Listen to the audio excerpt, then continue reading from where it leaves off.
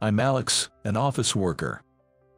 At 23 years old, I'm now in my 5th year of service, having started working immediately after graduating from high school. Initially, being the youngest and without any part-time job experience, I received kind support from my superiors. Despite my limitations, I worked hard and gradually became accustomed to this job. In the 5th spring of my tenure, I was assigned to be the chief of a project for the first time, marking the beginning of a tumultuous period. My name is Emma. Nice to meet you. On the first day of the new fiscal year, that's how the new employee, a fresh college graduate in her first year, greeted everyone. With her striking looks and a confident smile. Her outgoing personality meant she showed no signs of nervousness from day one. And that's to be expected, since she is the only daughter of the company president. Displaying an attitude unbecoming of a new employee, she flaunted her status as the president's daughter. While some male employees didn't seem to mind as she got good looks, everyone was taken aback by her overly familiar demeanor. Everyone, except for me. Of course, anyone would be surprised to see a new employee, let alone the president's daughter, acting so boldly upon first meeting. But I wasn't surprised because I already knew her well. Wow, Alex, you are still here. You're surprisingly persistent. Her sarcastic tone was something I had heard often until 5 years ago, bringing back unpleasant memories in a flash. Emma, yes, I'm still here. You were so dull and clumsy, but now you're dyeing your hair and getting all cocky. A corporate debut, too late, it's hilarious. Yes, she was my high school classmate. Hair dyeing was prohibited in high school. I'm not trying to make a debut or anything. As I replied modestly, she said, well, talking back now, how cheeky. Cheeky, we're the same age, despite being technically my junior at the workplace. But to Emma, such details didn't matter. Whether a new employee or not, being the president's daughter seemed to grant her a pass for her behavior. Even though she was always haughty, arguing with her was futile. Any response would just be met with a condescending comeback. I had experienced this countless times during high school. I first met Emma in the spring of our sophomore year. We became classmates from that year. Emma was already standing out from the start of the new term, at the apex of the girls' groups. As for me, I have a few friends but not many, and I'm not particularly noticeable. I'd say I'm about average or slightly below that within the school. So, I never thought of interacting with Emma in her group, but from the very first meeting, she started with her sarcasm. Hey, is that fun? At the time, I was into card games and would play with friends during breaks. After eavesdropping, Emma deliberately asked that. Well, it's fun, I said.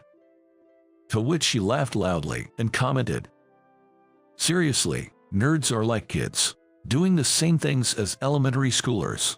Despite never having spoken to me before, she deliberately approached me just to say something like that. I was completely baffled by her behavior and felt something akin to astonishment. As for me, I think wearing makeup and accessories against school rules and getting scolded by teachers every day is way more childish. Back then, I didn't think before speaking and blurted out what was on my mind. This infuriated Emma. That must have really bothered her, as she started picking on me daily with sarcastic remarks. I've gotten myself into trouble. I shouldn't have said that. Regretting it in my mind was too late. Hoping she would tire of me, I stopped responding altogether, which probably made her think she had won. We ended up in the same class for all 3 years of high school, and I had to endure her sarcastic remarks every day. It wasn't outright bullying, but being subjected to daily sarcasm was quite mentally taxing. The worst part was her comments about where I was going to work. Hey, I heard you got a job. Though I hadn't told anyone but my close friends, somehow Emma knew about it. Wondering how she found out, I simply replied, well, yeah. Pitiful that you can't even go to college. Are you poo or something? choosing the wrong family to be born into really makes life hard, doesn't it? I'm so glad I'm me, she taunted. Why do I have to listen to Emma's bragging just because we're talking about my job? While I waited for her to leave, Emma dropped a bombshell. I heard from a teacher that you're going to work at my dad's company. That was a real shock. I knew her father was a company president and that their last name was Johnson, which I had found out while preparing for my interview. But it never crossed my mind that they were related, considering how common the surname is. To think that the company I was so excited to join belonged to the father of the classmate I disliked. I couldn't hide my shock. Funny, you look so upset. Don't worry, I plan to join my dad's company after graduating college, but you probably won't last 5 years there, so we won't have to work together. She laughed out loud at that. She looked down on me and kept using it as a topic of ridicule until graduation. Going to work at my dad's company. I can get in without doing anything. It's pathetic that you have to try so hard, she mocked. His company is so stylish, but you'll stick out like a sore thumb with your country bumpkin vibe, she teased. I endured her sarcasm until graduation, finally feeling liberated from Emma when I started working. But the 5 years passed quickly. I knew she would join the company someday. Even though I knew we would meet again, I stayed at this company because I didn't want to admit defeat. Honestly, I never wanted to see Emma's face again and could have even looked for another job. But if I wasn't there when she arrived, she would surely say, "I knew you wouldn't last," and laugh about it. Just the thought was unbearable. So, I decided to grow so much that she'd be shocked when she joined. I was determined to prove her wrong. That's what kept me going for 5 years.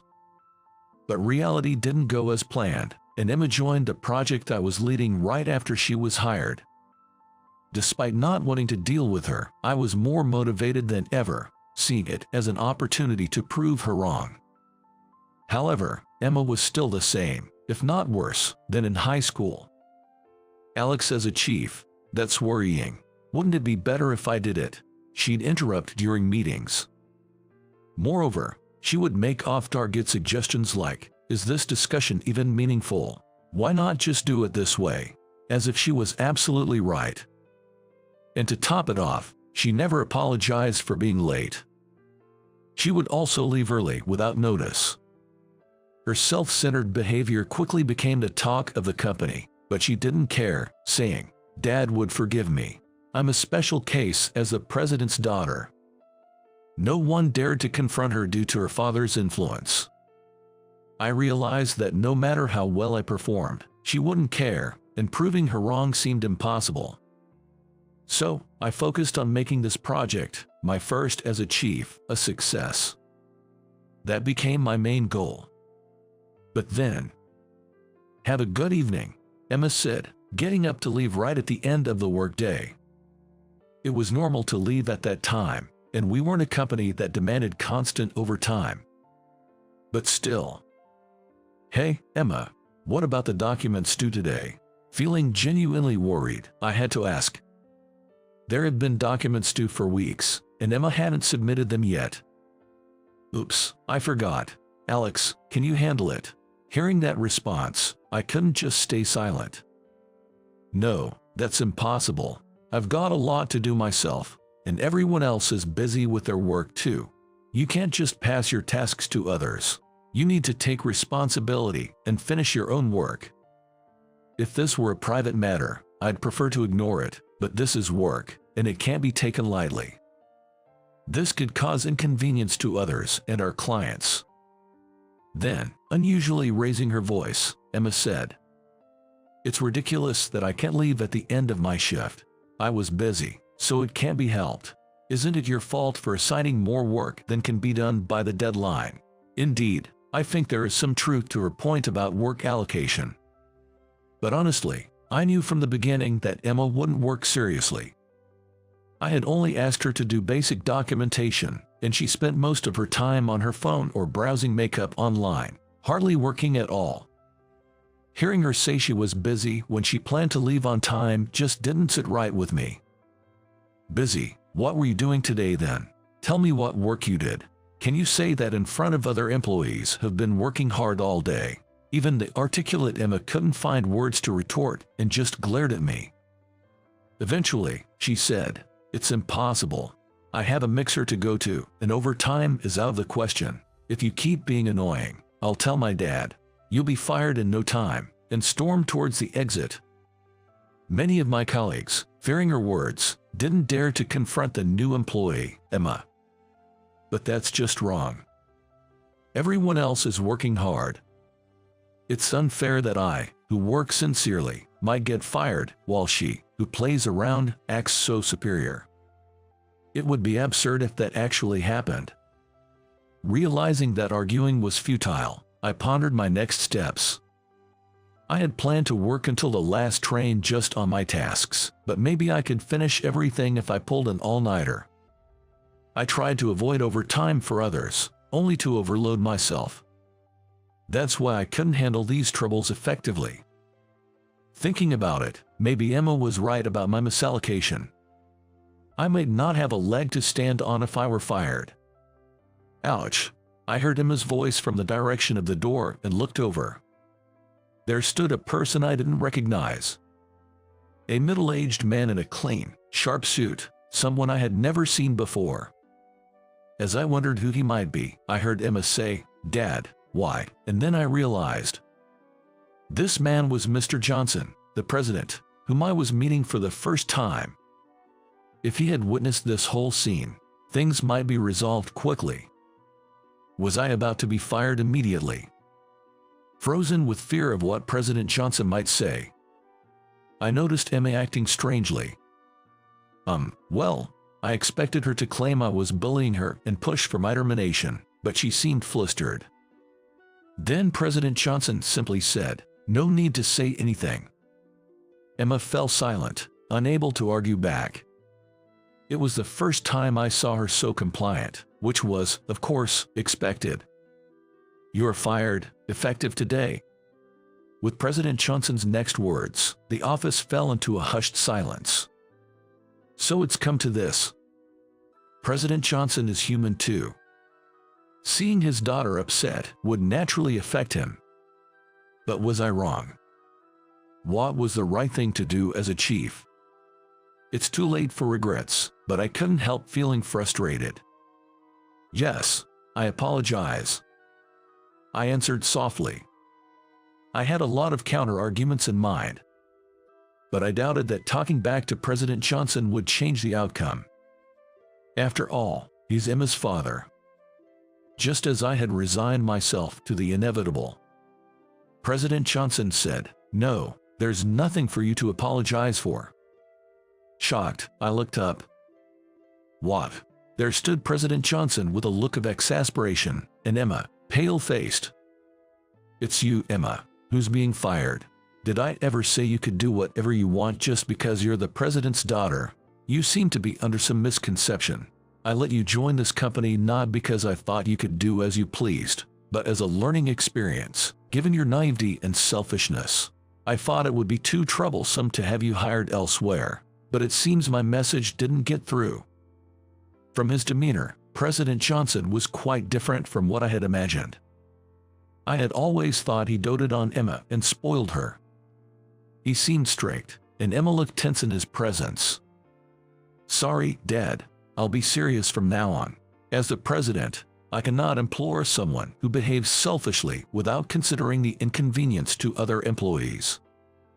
Despite Emma's tearful apologies, there was no sign of forgiveness.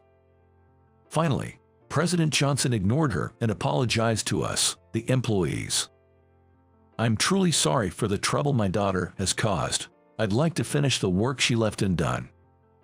His offer surprised us, and though we hesitated, he insisted, so we accepted his help. Emma continued to sob, begging her father to reconsider the firing, but he never agreed. It was a pitiable sight, far from her usual haughty demeanor. But given her past behavior, no one sympathized with her. Thanks to President Johnson, we completed the documentation on time, and the project was a success. It was rare for him, mostly stationed overseas, to be at the headquarters. The supervisors were astonished to see him working on a project, doing tasks usually assigned to new recruits. I was nervous throughout, but working with him showed me he was a strict yet considerate leader. It was hard to understand how someone like him could have a daughter like Emma. In the end, Emma was fired from the company. I heard through the grapevine, and I'm not sure if it's true, but apparently, President Johnson had told her that if she couldn't make it in this company, the next step would be training at a royal subsidiary factory. I don't know what she's up to these days, but I do hope this experience has changed her, even just a little, to be more like an average person.